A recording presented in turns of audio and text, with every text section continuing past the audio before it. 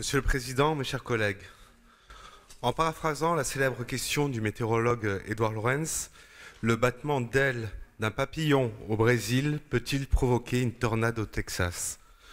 Nous pourrions nous interroger sur ce que l'absence du battement d'ailes de nos abeilles, de nos oiseaux, la raréfaction des lombriques dans nos terres ou du plancton dans nos océans va avoir comme conséquence sur notre monde, notre mode de vie. Et ceci, que ce soit en ville ou en campagne, à l'est ou à l'ouest. Au-delà des raisons éthiques, la biodiversité est essentielle aux sociétés humaines qui en sont entièrement dépendantes.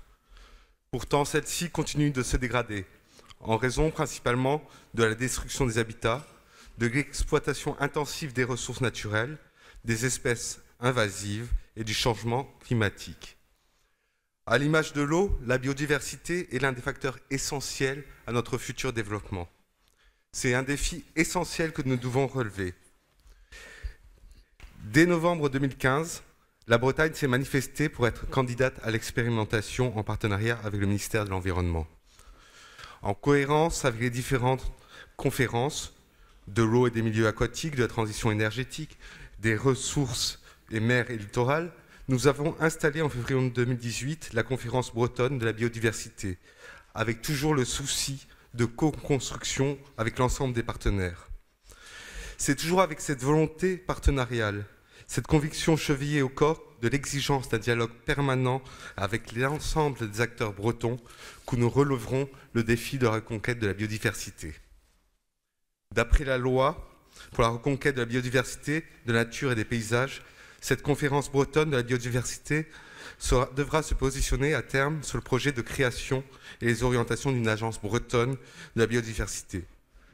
3 options seront possibles au final, du simple conventionnement à une intégration plus complète, au sein d'une même structure des effectifs et moyens mis à disposition par les partenaires. Avant d'arriver à la création de cette nouvelle agence bretonne de la diversité, il faudra s'interroger sur le rapprochement des agences. Et là, je rejoins les différentes interventions. Pourquoi pas réfléchir à une seule agence bretonne de l'eau et de la biodiversité.